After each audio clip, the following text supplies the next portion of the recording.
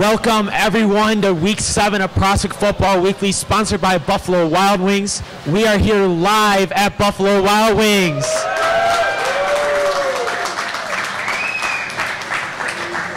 Today is a very special day for Prospect Football Weekly, and of course, we're just going to get started as normal. Coach Sebestyen, thank you for coming on. Paul, thank you for having me here.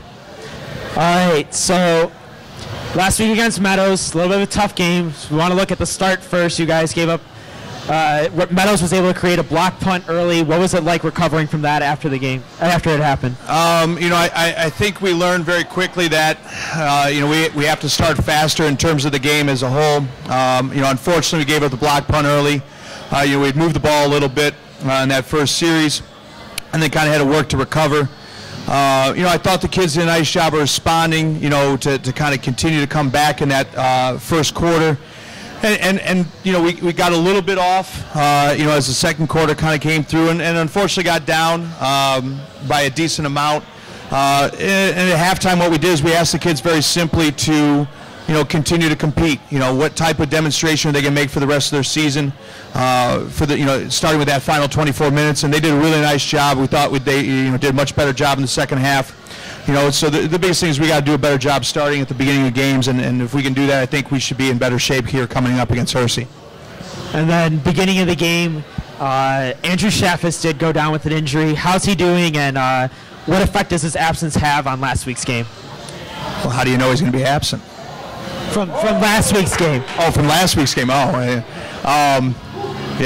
there's a lot of people that I've had more phone calls in the last 48 to 72 hours about Andy.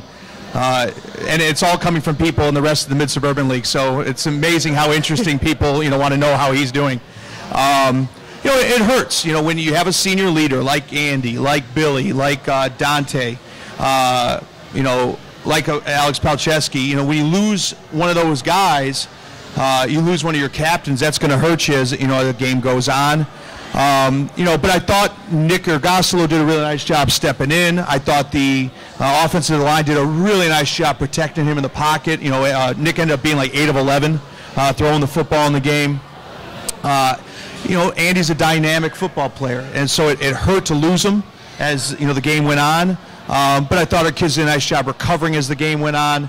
And in football, you're going to lose guys as games move forward, so it's about stepping forward and the next man up.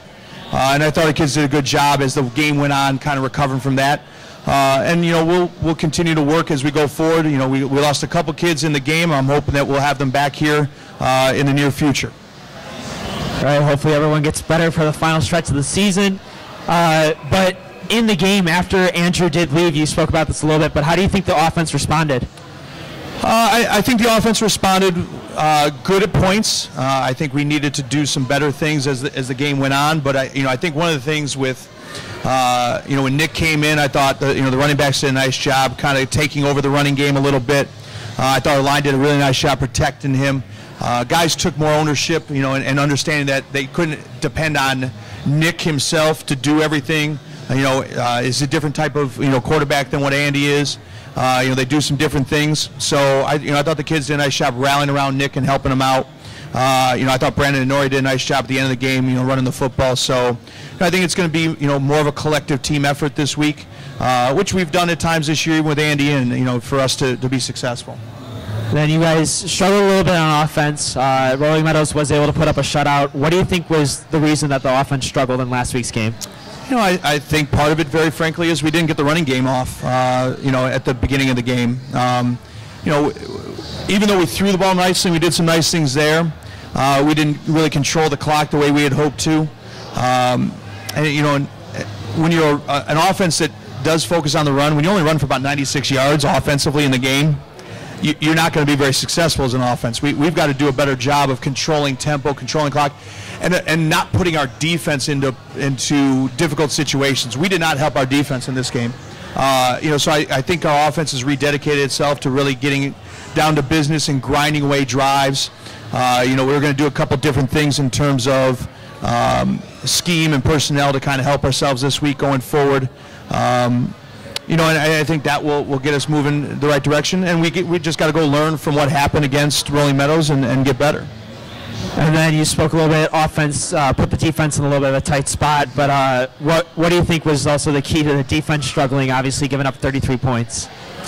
Well, I think part of it is we put our defense in rough positions. You can't put the defense in short fields and expect them to hold people out consistently. And at times we did in that second half. I thought, we responded where we stopped them on fourth down a couple times. Stuart Stefanos makes a great break up on a 4th and 1 play. We forced a fumble at the end zone on the quarterback to turn them away on another drive. But you can't keep putting the defense in rough positions, and that's unfortunately what we did at times. We made it a little bit more difficult for them. But we've also got to stick to scheme. I think what we found really quickly as we watched the film on Saturday is, some of the mistakes that were being made were self-inflicted again. And this is, we're about to hit week 7 of the football season. It's time for us to stop shooting ourselves in the foot and start making smart decisions, what we're doing defensively and offensively and special teams at this point. So, hopefully that's going to be something that we can focus on going forward this week. And if we can do that, I think, we're going to give ourselves a chance to play a heady football game for 48 minutes. All right. Thank you, Coach. We will see you later. Next up, center Billy Matzek. Welcome back to Week 7 of Prospect Football Weekly here at Buffalo Wild Wings. We are now joined by Prospect Knights center Billy Matzek. Thanks for having me. So Billy, obviously your team is known for your rushing attack, and on the offensive line, you're a big part of that. What do you think is the key to your offense's rushing attack? Well, from an offensive line standpoint, it really comes to the initial surge off the ball and how far we move the D-line back. And it also comes down to how we all individually do our jobs and work as one unit, and that is probably why our offensive rushing attack is so well right now. Then obviously, offensive line is made up of 5 people. Who else do you think are big contributors on the offensive line? I wouldn't say there's one main contributor because if one guy messes up, then it affects the whole unit. I would say what affects it the most and the most effective contributor would be all of us as one, just working as one unit. And then obviously as the center, you're working with the quarterback pre-snap. This week, probably going to see a very loud crowd between Homecoming and Hersey being a rivalry. How hard is it to deal with a loud crowd on offense? Well, at first it brings a lot of energy to the game and it helps us. And it forces us to talk during the game. And in football, talking breeds confidence and it breeds a connection with us on the field. What are your goals for the rest of the season? It is simply to end the season going 3-0, ending record being 6-3 and making the playoffs.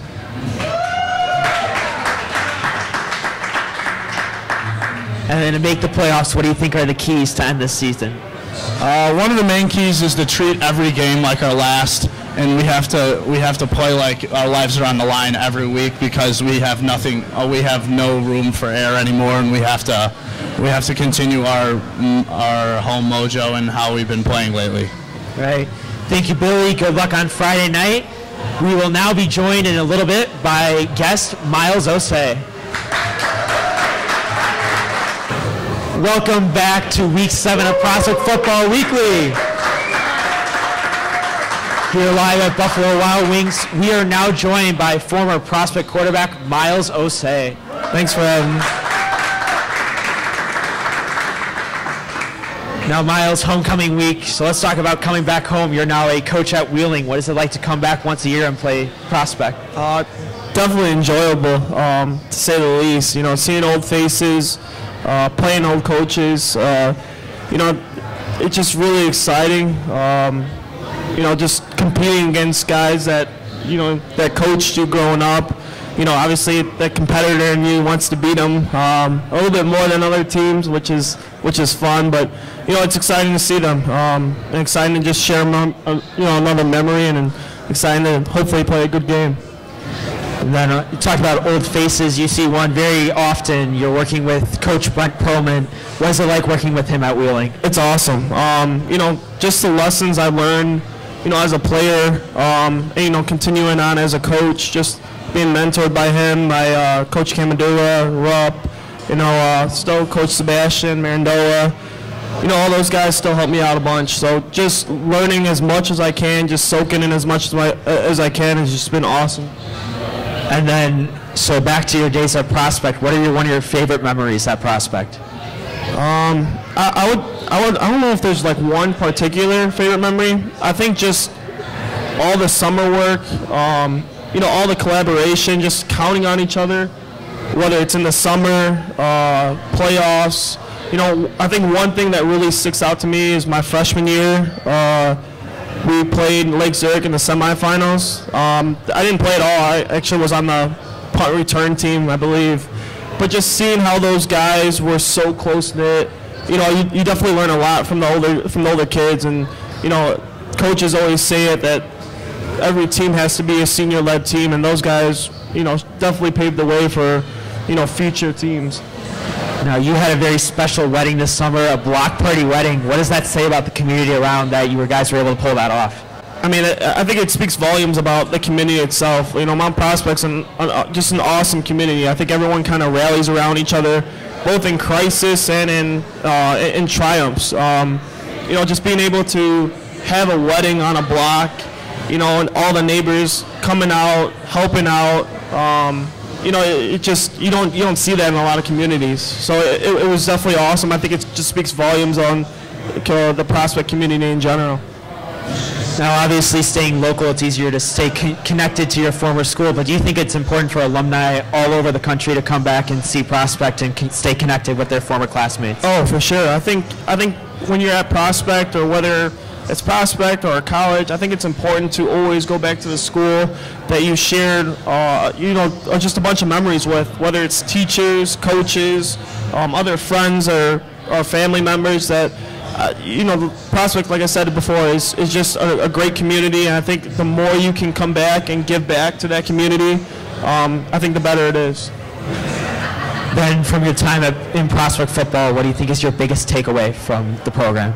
From the program, I think my biggest takeaway is really when adversity hits, just to fight through that, no matter what the situation is. I think all the coaches have done a great job instilling that in the program and with kids, that whether it's a football game, a family crisis, really anything, like when adversity hits, like you find a way to get it done, and you find a way to not only just survive that, but to strive on it and to become really a big success from that. All right, thank you, Miles. We'll bring you on in a little bit for a little bit of audience question and answer, but next up we have Coach Sebestyen to look at this week's game against Hersey. All right, thank you. Welcome back to Week 7 of Prospect Football Weekly, live at Buffalo Wild Wings.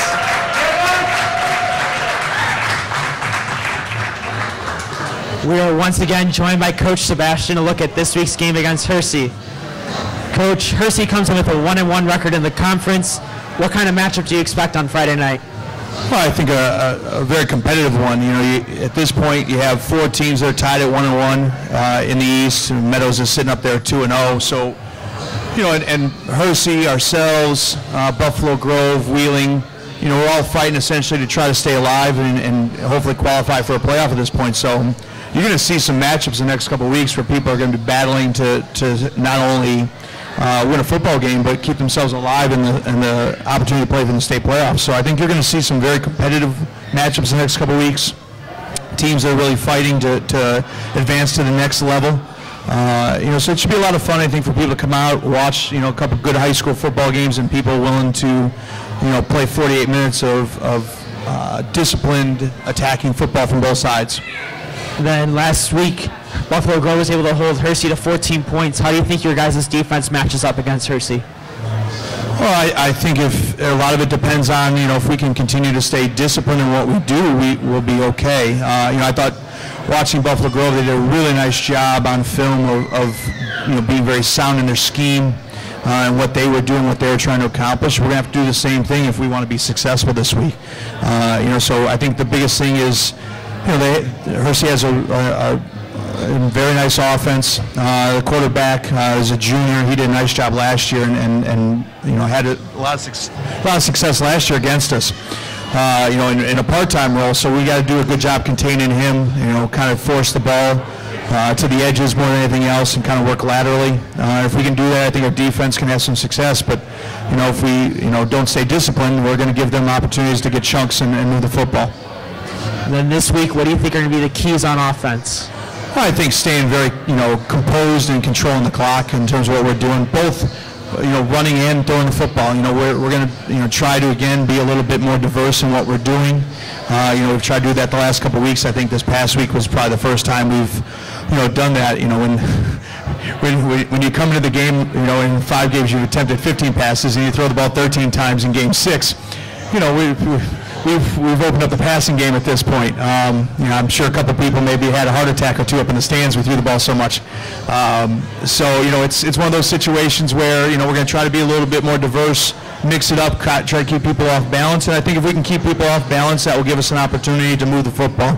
But we've got to make sure we don't turn the ball over, which we unfortunately did at times this past week. We've got to stay a lot more consistent in terms of what we're doing. When we have the ball in our hands. You spoke about limiting turnovers. How do you think you guys will be able to avoid mistakes in all 3 phases of the game this week?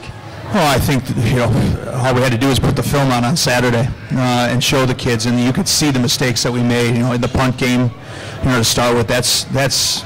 We talked about the idea that special teams wins football games, at least once a year, and the special teams can cost you a game if you're not careful once a year. We talked about the Hinsdale South game. The block punt that we have that sets up the field goal and the blocked extra point gave us 4 points. We won that game. That blocked punt that gets taken back for a touchdown and make it 7-0 right off the bat. You just kind of feel the air of it, and set the wrong tone for what we wanted to do. So. That's something that we've got to do a better job of on all 3 phases of the game, making sure we're being disciplined going forward. So it's just looking at what we do and getting back to basics, and if we can do that, we put ourselves in a situation to have success. But we got to understand we're about to play another team that's going to be well coached and come to play a football game. We're going to have to play 48 minutes of aggressive, attacking style Prospect football if we want to have success on the scoreboard. Friday night is the homecoming game. What is so special about homecoming games each year?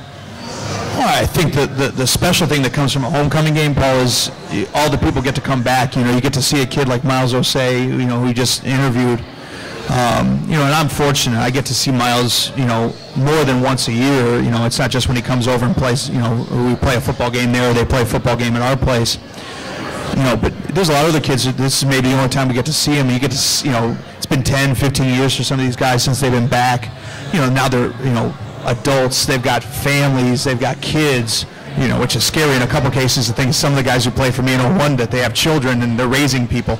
But to see these guys grow and mature and to see where they've come from and to know that, as a staff, a lot of us, got a chance to work with these kids, but that we maybe had a little bit of influence in the type of adult that they've become. It's fun to see where they've gone and what they've done and to realize that, man, we've gotten really fortunate to work with such a great group of kids through, for me, the last 18 years here at Prospect High School. It's just a reminder of that and that there's a bigger picture. This is not just a school, this is a family. And it's on, a homecoming game where our kids get to really experience that and see. We spent a lot of time talking about as a program that there's a lot of kids that came before them that built what's here. It's not the coach's staff, it's not, the adults, it's the young men in the room that have done it, and that they're setting up the stage for what's going to come after them. When they get a chance to see some of the kids who have come back, when they get a chance to see and talk to a kid like Bo Zanka and see all the adversity Bo went through this year and how he's come through a horrific fire and how it almost took his life and how he has just persevered, and other kids just like him, dealing with everyday situations and how they've matured and grown and how they still care about what's going on in the program. For them to be able to see that, this is the culmination of that on a homecoming weekend. So it's a special night, and for some guys it's the only game they get to come back to for maybe 5, 10, 15 years. You want to make an impression. And then between it being homecoming week and rivalry week against Hersey, I'm sure both student sections will be out in full force. What is it like playing with an extra loud crowd this week? As long as they're extra loud when the defense is on the field, not when the offense is on the field, I'm good with that. It's fun. Our kids get excited to be able to play in front of their crowd. We have a great supporting group. If you read the Tribune this past weekend, you'll see that our school was one of the 20 top 20 atmospheres for a high school football game on a Friday night. And that's everybody. That's the crowd. That's the parents. That's the band. And that's the team. That's the game itself. That's the community. We have a great support group that comes out, for Prospect football. So to have that and to know that we get to play in front of that, I think there's a reason we are, been able to defend our home turf, and we want to continue to that here on this Friday night. It's it makes it a pretty intimidating place to come in and play a football game. All right, thank you, Coach. Thank you. We'll be right back for a question and answer session with the audience. All right, we'd like to welcome you back to Prospect Football Weekly. I am Coach Sebestyen. I'm here with Miles Osei. I feel kind of weird with Paul not being here right now with us. The host of the show not being here, it's a little awkward. But at this time, we're going to take questions from the audience for both myself and Miles. So we have a question that's coming from the audience. Please state your name and your question. Maria Potratz. Hello, Maria. And this question is for Coach. I want to know, what are some of the craziest superstitions you and the boys have on game day? Craziest superstitions. There are a lot. Back in '05, I know Coach Mirandola was sitting over here, and Coach Shinhoster used to have to eat a crab sub sandwich before every game. We played a state title game on a Saturday. They had to get the sandwich on a Friday afternoon. It had to sit for 24 hours, and they had to eat it before the Saturday game at like 4 o'clock. We'll do anything essentially to win a football game. I got in a car accident. Someone, unfortunately, was hit in our school parking lot 2 weeks ago. Last week, we wasn't about to recreate that experience again, but what we did is we took 2 Matchbox cars, and I had one of our football players hit the car that was supposed to be mine because we had won the week before. So we'll do some crazy things at times, wear the same outfits, wear the same clothes. I wore the same shoes for about 15 years after games for that, because we were winning. I don't know, is there anything that you specifically used to do? As a player, I would eat 3 peanut butter and jelly sandwiches before games. It always had to be 3 for some reason. And as a coach, just trying to, I think, really just figure out like a lucky shirt or lucky socks. So far hasn't worked, but still searching. Other questions? And we have one right over here. My name's Frank Mirandola, and I want to ask Coach Sebestyen. Yeah, go ahead, pop it up. Coach, how we doing? Doing wonderful. I wanted to ask Coach Sebestyen, how does he choose his song of the week for the team for the pregame ritual? Oh, wow. I think each week kind of has a life of its own as time goes on. Sometimes, when you pick a song of the week, you're trying to encapsulate what the week's about and what you're trying to accomplish. Sometimes it's something that, it hits you early in the week. Sometimes the kids kind of, by their attitude in the week, kind of, touch on a certain point, a certain energy that you want to have, and it just kind of comes to you that way. There's some weeks where I'm scrambling on a Friday afternoon trying to figure out what the heck is the song of the week. And for the first time, I think, in my history at Prospect, and obviously with Coach Perlman before me, I was involved in, sometimes the staff would come up with songs. Last year for homecoming, we didn't have one. We actually, we read a couple letters from kids that had played in our program that they had written to our team before we played Rolling Meadows for the homecoming game last year. So, it just depends. I think sometimes it depends on really the attitude of the week and what you're trying to accomplish. Last week we talked about, the fact that it had been a few years since we had played a game that was this late in the season where we were playing a game with something on the line. So we actually brought back a song that we, used all the way back in 2001 called One. And the mindset of a one attitude, a one heartbeat, playing as one together. So sometimes it's very easy. Sometimes it takes, you just got to kind of feel the week, and the kids kind of give you the mindset of the week, and then that kind of goes from there. So, thank you. Other questions?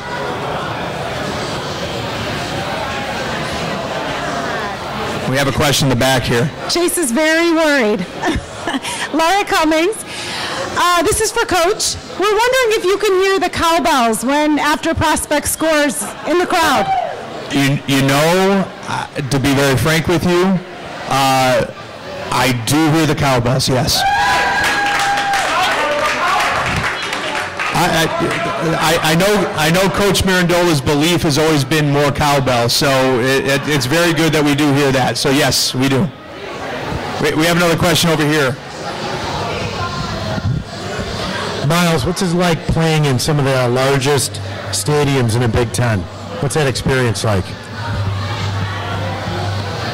The largest stadiums in the Big Ten? Like, what's it like playing them?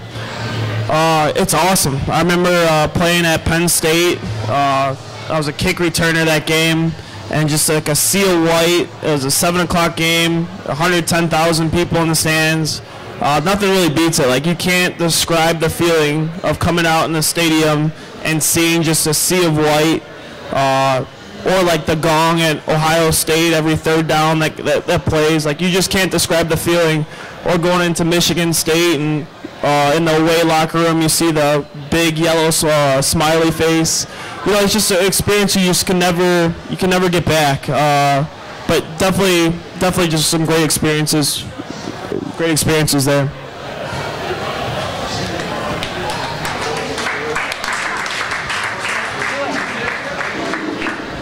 Hello, I'm Jeremy Potratz. I have a question for Miles. If he has any especially funny or embarrassing stories of Coach Sebestyen from his playing days. I don't know if they're embarrassing, but I think at the time they were pretty funny. I know Coach Perlman would always try to like do math, and he was horrible at math. Like he still is. Yeah, he still is pretty bad at math. So anytime any type of math equation would come up, he would just basically direct it to Coach Sebestyen, and he'd have an answer in like 2.5 seconds. But nothing overly embarrassing, but just referencing Coach Sebestyen whenever he could to get a quick answer.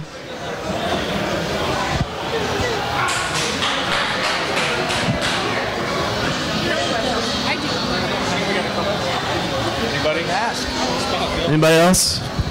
Hi, my name's Billy Matzek. This question's for Miles. What was your favorite 2009 experience or game, or what sticks in your mind?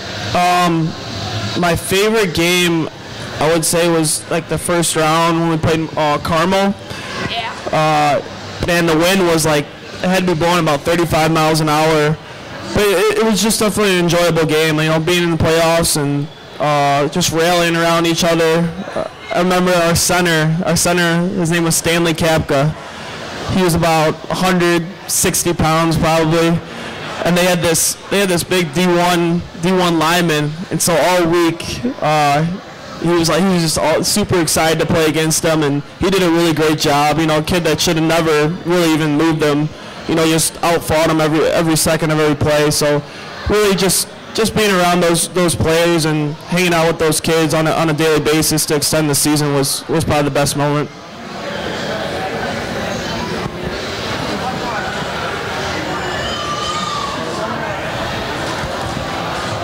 Any other questions for Miles or myself? Here we go. Okay. Hello, this is John Matzek. Hello, sir. My question is, how do you get, after the Friday night game, how do you get ready for the practice on Monday? What do you do over weekends to get ready to scheme for the upcoming week, and how do you get the game plan in place for practice on Monday? And this is both for Miles and for Sebestyen. Yeah, we can both answer this now. You know, for us, we bring the kids in usually about 7:30 in the morning. We'll watch the film from the previous night.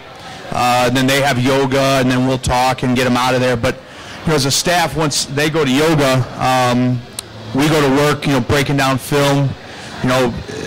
Take a week like this. You know, we have 5 or 6 game films to look at. You know, of Hersey. because we find, we'll end up finding a way to pretty much get every game film, as most staffs do. I know, Wheeling probably is in the same boat usually. And we'll sit there from probably about 9, 10 o'clock in the morning till about 2, 3, 4 o'clock. The defensive staff goes in one room, the offensive staff's in another room, and just kind of break film, look at tendencies, look at concepts. At that time, usually we'll get together, we'll talk, kind of preliminarily about where we're at scheme-wise. I'll usually sit and kind of do some stuff on my own because, at that point you want to start kind of formulating a plan.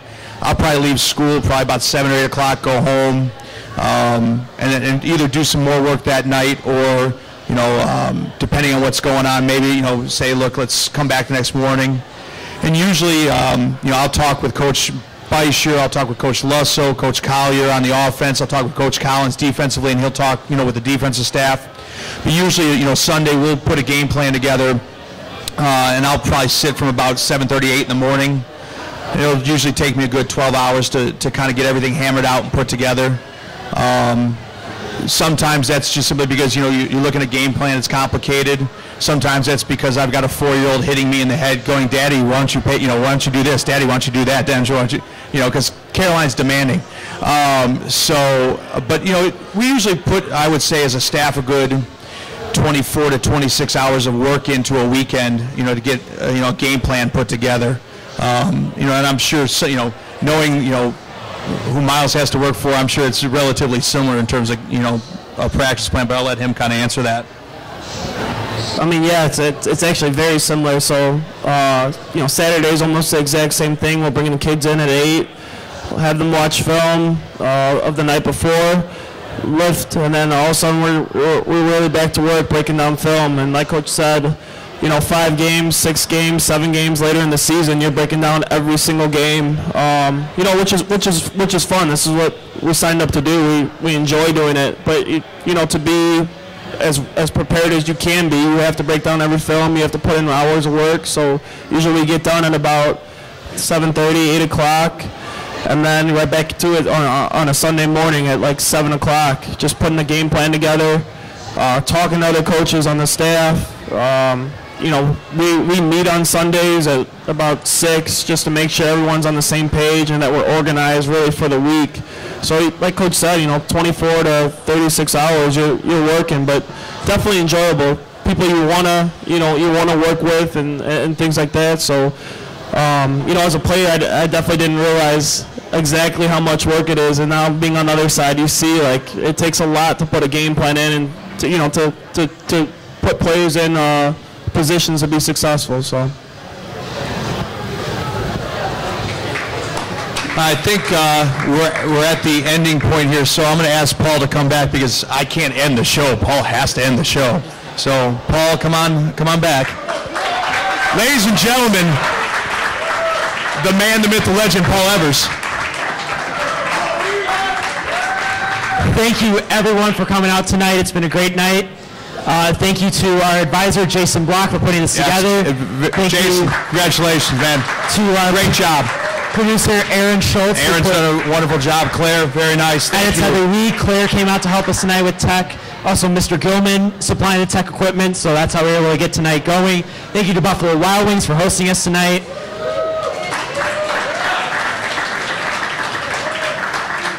So again, thank you, Miles and Billy, for coming on to the show.